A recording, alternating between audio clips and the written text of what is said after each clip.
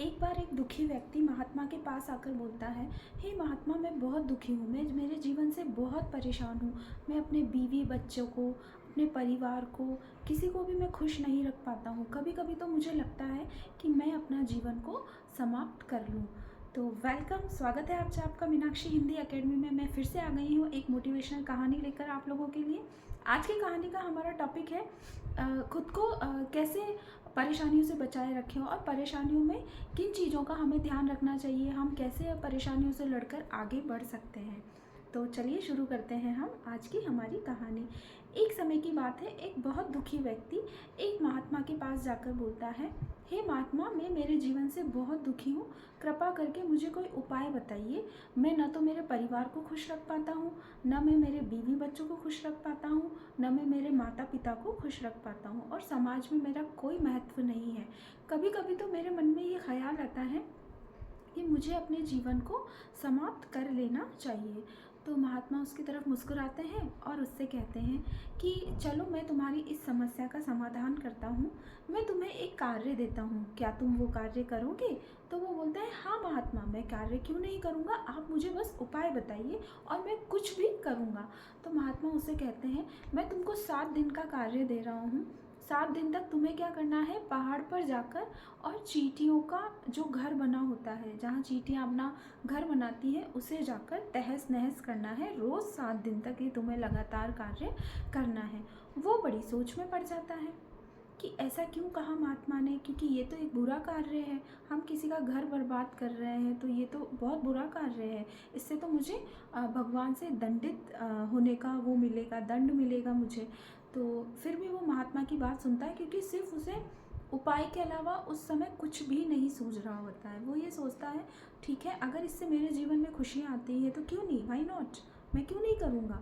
तो वो जाता है, उसके घर पर वो जाकर सो जाता है रात्रि को, और सुबह उठकर वो पहाड़ की चोटी पर चला जाता है जहाँ पर चींटियों का घर बना होता है।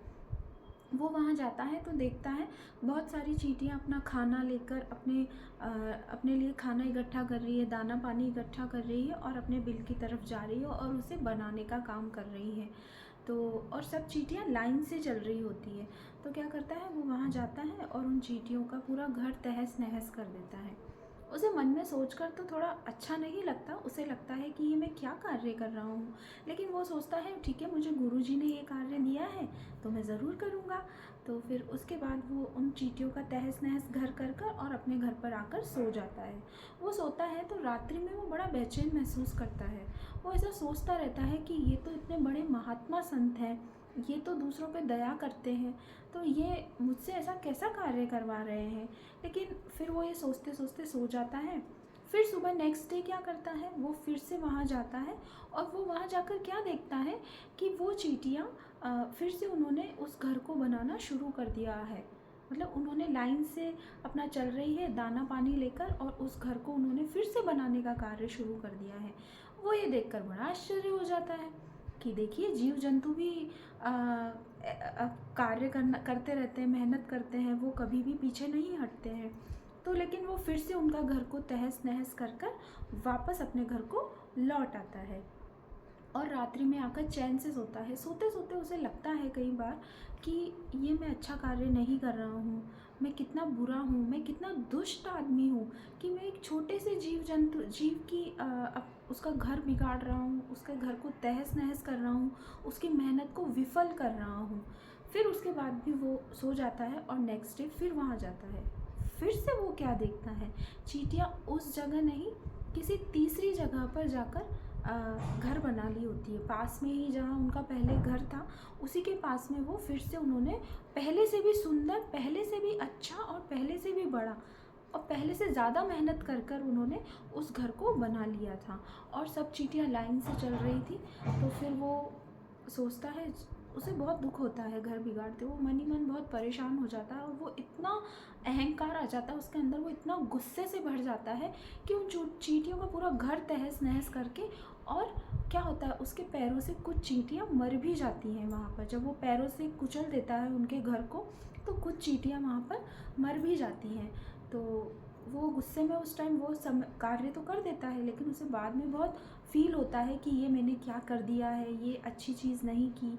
लेकिन वो आ जाता है अपने घर को और बहुत बेचैन महसूस करता है। उसे गुरुजी पे भी उसे समझ नहीं आ रहा होता है कि इन्होंने मुझे क्या कार्य दिया है, किस तरह का कार्य दिया है, ऐसा मेरे साथ क्यों हो रहा है, मेरे साथ इतना बुरा समय चल रहा है और मैं जब मेरे साथ बुरा हो रहा है तो मुझे कितना बुरा लग रहा है, तो उन चींटियों को भी कितना बुरा लग रहा होगा।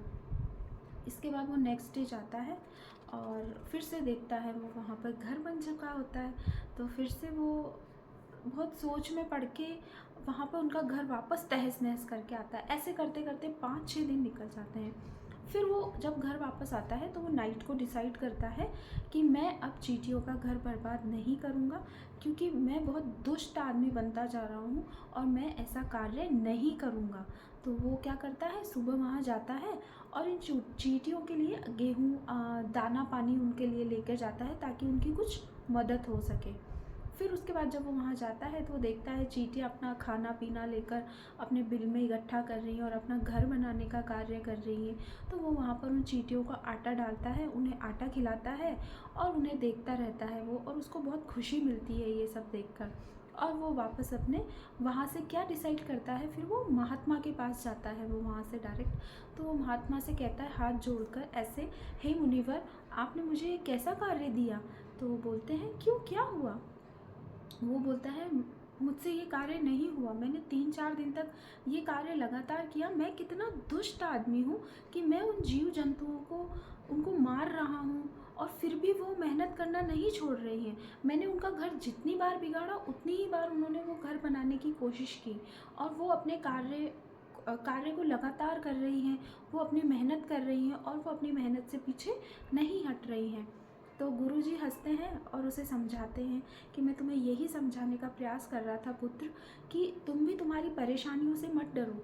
एक दिन देखो, जैसे तुमने चींटियों का घर बिगाड़ते रहे, फिर तुम्हें ही बाद में लगा कि ये कितना कठिन परिश्रम कर रही है और तुम उस कार्य से हट गए, उस तरह से उस कार्य को नहीं किया। तो ऐसे ही समय हमारी बहुत परीक्षा लेता है, लेकिन हम उससे डटकर जब हम उन मुसीबतों का सामना करते हैं तो समय को भी बदलना पड़ता है। उसे ऐसा लगता है कि कितना मेहनती आदमी है, मैं इसकी इतनी परीक्षा ले रहा हूँ, उसके बावजूद भी ये हार नहीं मान रहा है। अच्छा पुत्र, तुमने कभी सुना है, महात्मा उससे कहते हैं, अच्छा पुत्र, तुमने कभी सुना है कि किसी जीव जंतु ने परेशानी से, भूख से होकर आत्महत्या कर ली या खुद को चोट पहुँचाई, खुद को नुकसान पहुँचाया? ऐसा क्यों? तो वो कहता है नहीं, ऐसा तो नहीं होता, ऐसा तो हम मनुष्य ही करते हैं। तो उन्होंने कहा क्योंकि जीव जंतु भले कितना भी उन पर दुख हो, मुसीबत हो, लेकिन वो परिश्रम करना नहीं छोड़ते, वो कभी अपने जीवन से हार नहीं मानते हैं, वो बार बार परिश्रम करते रहते हैं और उनके जीवन में सफलता ज़रूर आती है। तुम भी ऐसे ही सफलता करो, तुम मेहनत करो, तुम्हें सफलता अवश्य मिलेगी।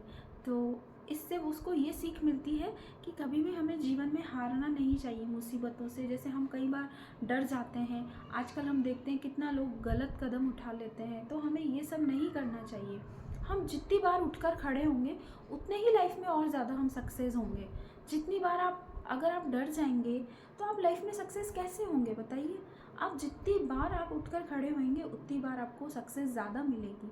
और समय भी जो होता है वो आपकी परीक्षा ले रहा होता है, और जब आप उसमें उत्तीर्ण हो जाते हैं तो आपको सक्सेस ज़रूर मिलती है।